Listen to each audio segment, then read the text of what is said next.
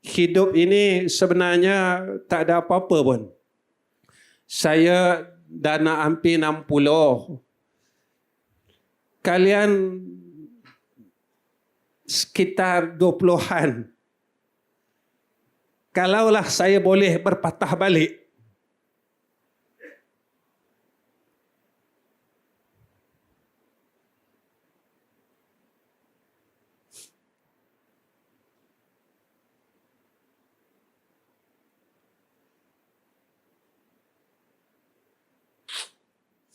dalam hidup ini, kembali kepada umur kalian, nescaya saya tidak akan sia-siakan umur yang Allah berikan kepada saya. Tetapi saya tak boleh patah balik.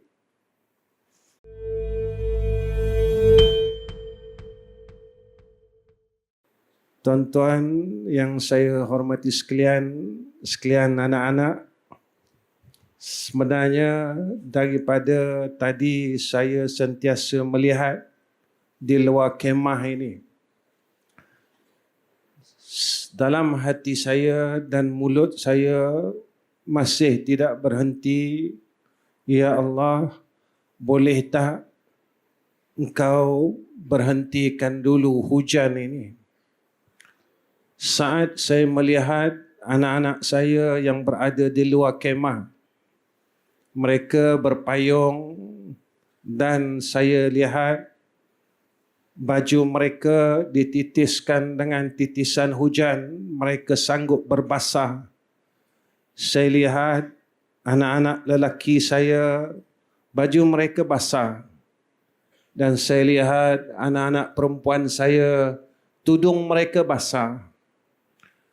Di situ hati saya sentiasa daripada mula hujan tadi tidak berhenti. Mulut dan hati saya memohon kepada Allah, Ya Allah, boleh tak tangguhkan dulu hujan ini? Kasihanilah anak-anakku semua, Ya Allah. Saya rasa bersalah kerana saya berada di dalam kemah ini. Tetapi kalian dalam keadaan yang basah. Tadi saya ingat saya nak ambil keputusan, saya nak duduk di bawah bersama-sama dengan kalian untuk merasai basah bersama-sama dengan kalian.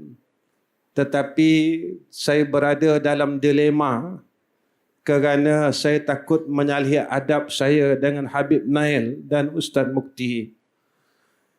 Sekalian yang dirahmati oleh Allah Subhanahu wa Ta'ala, saya tak pandai nak cakap apa-apa sebab saya bukan orang pandai. Saya datang pada malam ini kerana kegembiraan dan keseronokan saya berada di antara orang-orang saleh dan orang yang dikasihi oleh Allah dan Rasul. Kesempatan ini tidak selalu ada dalam hidup saya. Saya berada bersama dengan Habib Nail dan juga Ustaz Mukti. Sebab apa saya gembira? Saya bukan orang baik. Saya bukan orang pandai. Jadi ketika kita dapat duduk dengan orang pandai, dengan orang baik, kita beruntung. Sebab apa kita beruntung?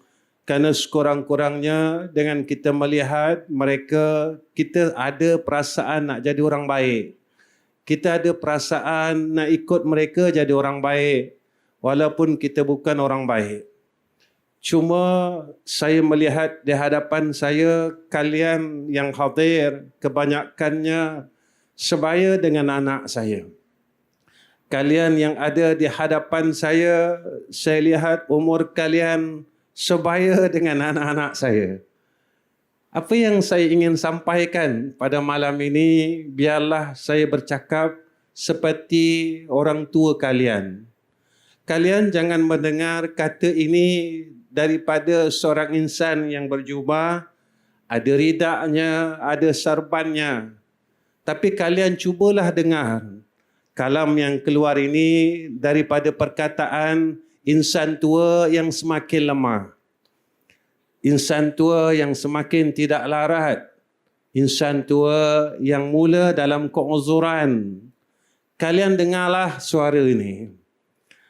Apa yang insan ini ingin sampaikan kepada kalian dalam hidup kita, ada 3 perkara tetamu yang tak diundang tapi pasti dia datang.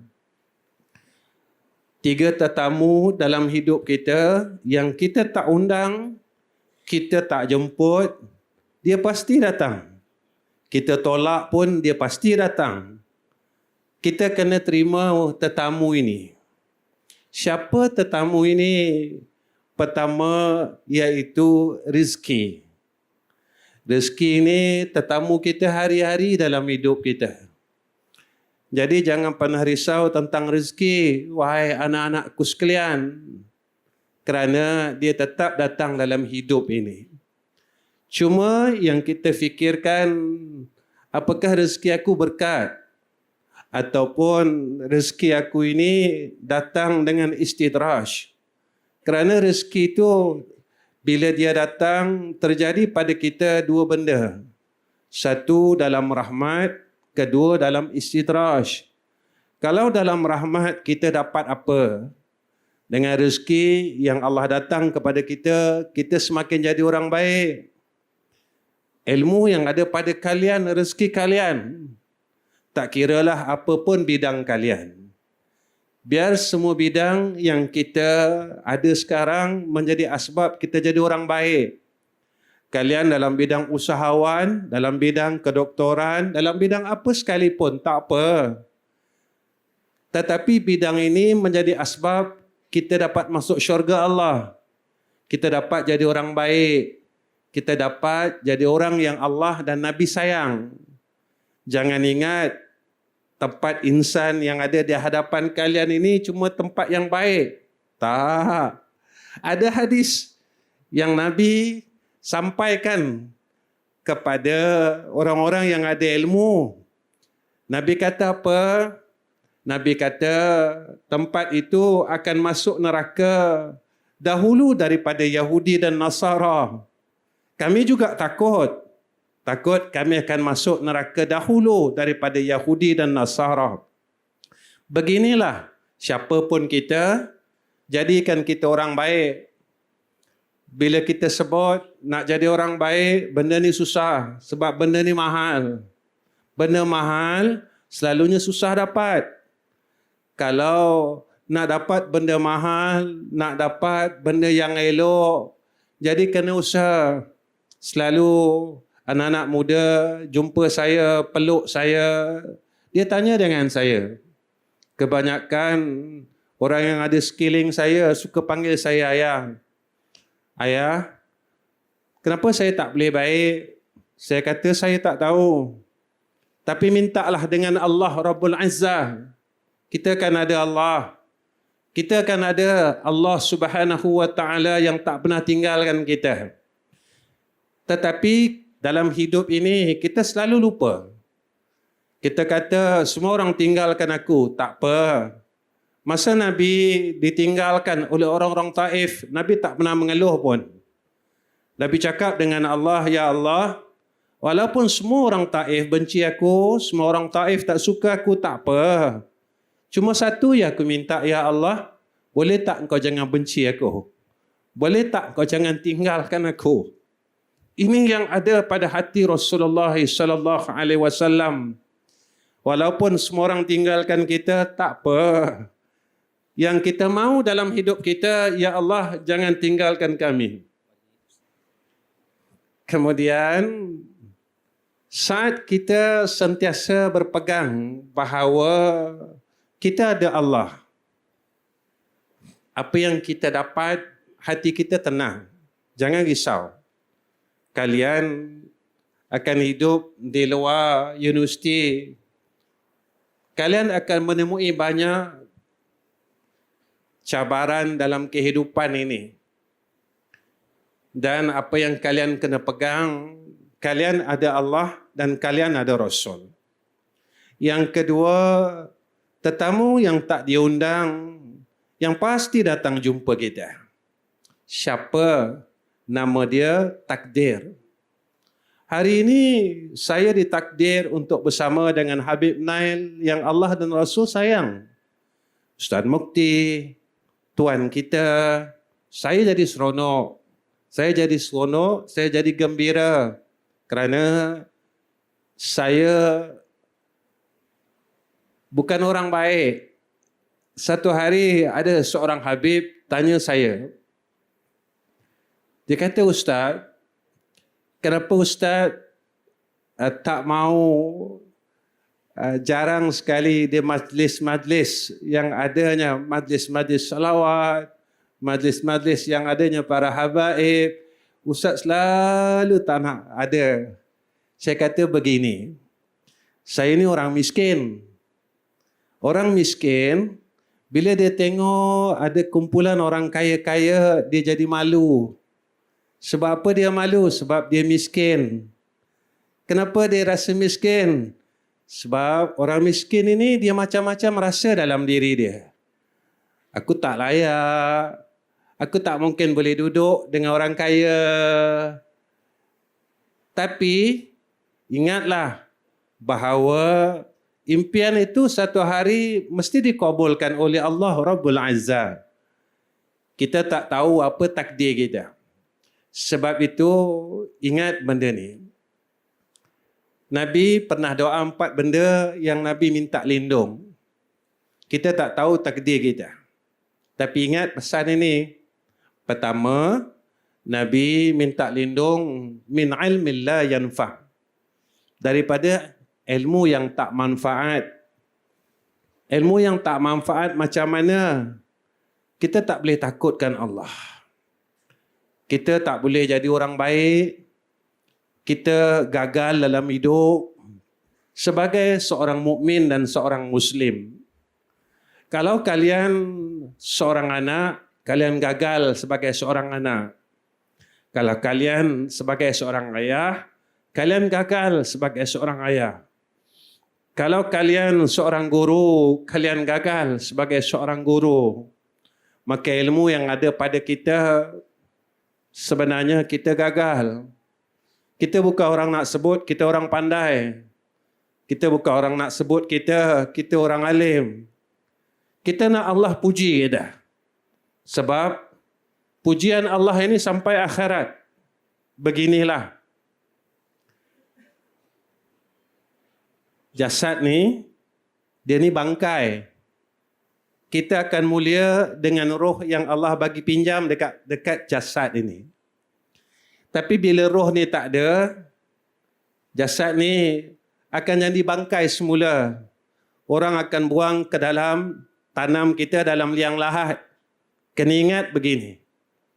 Dalam hidup ni, jaga roh kita elok-elok. Kalau roh kita elok, roh kita jadi orang baik, roh kita tak sombong, roh kita selalu nak dekat dengan Allah walaupun kita selalu jatuh. Roh kita tak pernah mengalah dalam hidup ni. Sebab syurga ni susah. Syurga ni bukan benda senang. Ketika roh kita tidak pernah mengalah dalam hidup ni, jasad ni Allah akan muliakan. Dalam liang lahat, Allah tidak akan hancurkan jasad ini sampai hari kiamat. Maka bagaimana supaya jasad kita ini masih dimuliakan oleh Allah? Ketika kita bersungguh-sungguh untuk jadi orang yang baik. Jadi, Nabi minta lindung 4 benda, ilmu yang tak manfaat. Kedua, hati yang tidak pernah khusyuk. Beginilah, malam ni saya pesan, lahirkan perasaan tidak bosan dengan Allah dan Rasul. Kita belajar supaya kita jadi khusyuk dengan Allah. Senang aja. Khusyuk ni apa? Khusyuk ni kita suka benda tu. Jadi malam ni saya lihat, masa hujan tadi saya tengok yang muslimat basah. Kat sini sebenarnya saya rasa sebab saya tengok kalian sebagai seorang anak. Saya rasa ketika kalian basah, hati saya sedih sedikit. Sebab seorang ayah, dia mampu melihat anaknya basah, tapi saya tak mampu nak buat apa-apa. Kalian berpayung dan kalian tidak berganjak. Bermakna Allah telah memberikan kepada kalian hati yang suka kepada Allah dan Rasul. Tetaplah dan simpanlah hati itu. Peganglah hati itu. Jangan kalian buang hati itu. Kerana ia adalah anugerah daripada Allah. Tidak semua orang yang Allah berikan hati itu. Dan tidak semua orang yang Allah kurniakan hati itu. Maka kalian simpanlah elok-elok. Jagalah elok-elok. Peganglah elok-elok. Peliharalah elok-elok. Dan jangan kalian rosakkan hati itu yang telah Allah berikan kepada kalian. Yang ketiganya, min nafsil la tasba'. Daripada nafsu yang tak pernah puas. Nafsu yang tak pernah kenyang. Hidup ini sebenarnya tak ada apa-apa pun. Saya dah nak hampir 60. Kalian sekitar 20-an. Kalaulah saya boleh berpatah balik,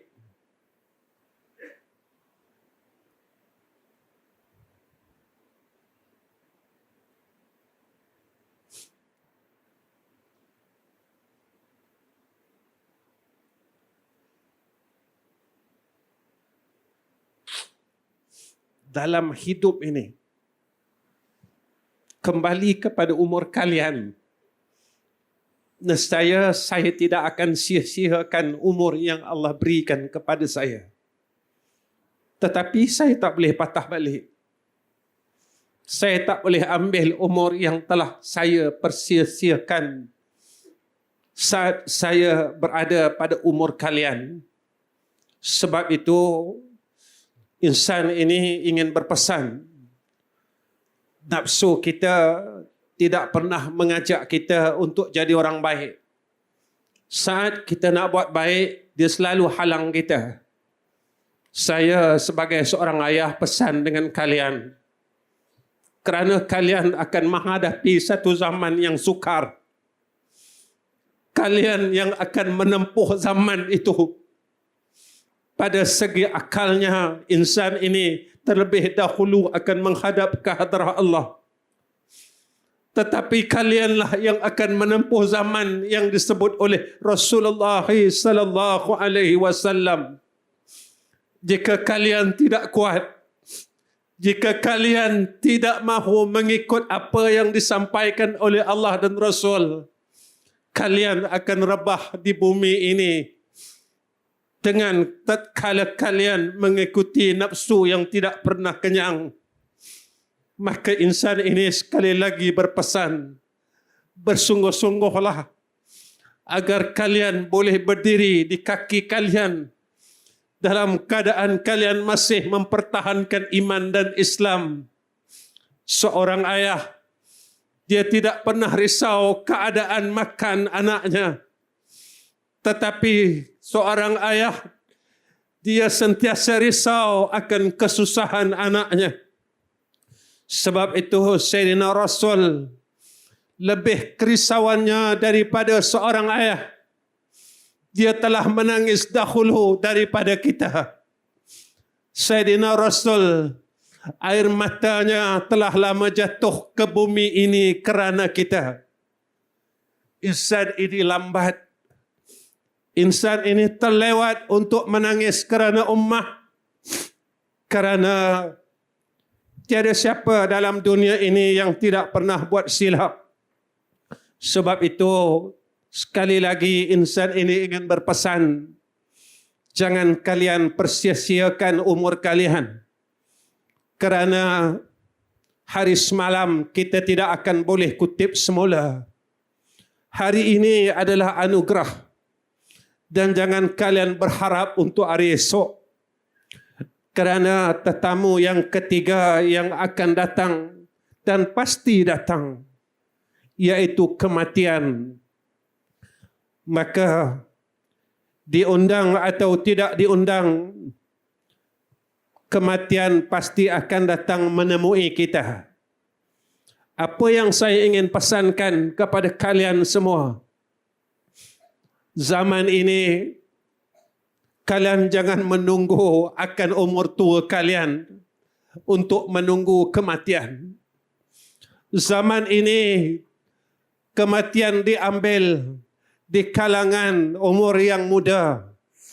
Apakah kalian tidak melihat di sekeliling kalian, keluarga, kawan-kawan, dan berita kematian semuanya di kalangan anak-anak muda yang belum mencecah umur 50 tahun.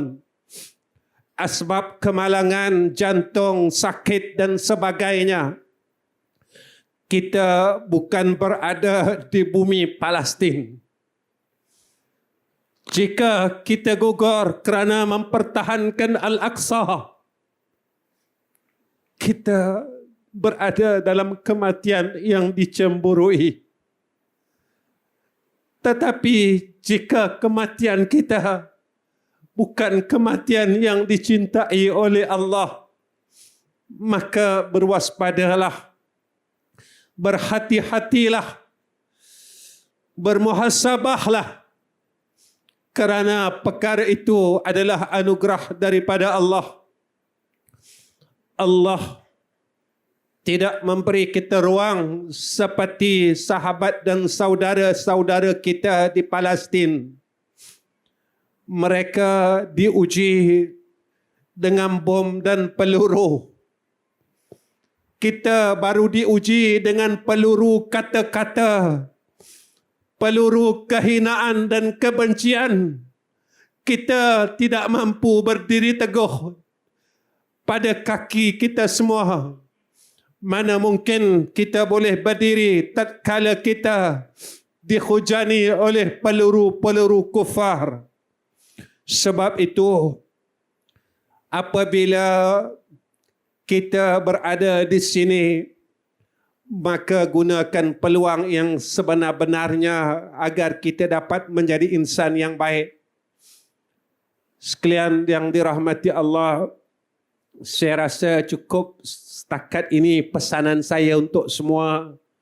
Sebelum saya undur diri, saya minta maaf dengan Habib Nail dan Ustaz Mukti, juga tuan kita, kerana mengambil masa yang lama. Saya minta maaf pada semua orang kerana saya bukan orang alim dan orang pandai. Saya adalah orang paling bodoh di kalangan orang-orang bodoh. 3 sekolah yang ada bukan saya punya. Saya cuma jadi khadam jaga sekolah tu. Jadi cerita itu cuma dongeng yang telah diwar-warkan setiap kali saya dijemput untuk memegang mikrofon ini. Jadi hari ini saya tadahkan 2 tangan saya memohon kepada Allah agar Allah pelihara kita semua. Allah jaga anak-anak ini semua, ya Allah. Ya Allah, tolong jaga anak-anak kami semua, ya Allah. Jaga iman dan Islam mereka, ya Allah. Barakahkan hidup mereka semua, ya Arhamar Rahimin. Barakahkan rezeki mereka, ya Allah. Kurniakan ketenangan dalam hidup mereka. Jaga mereka, ya Allah. Jaga mereka, ya Allah. Jaga mereka, ya Allah. Wa akhir kalam, assalamualaikum warahmatullahi wabarakatuh.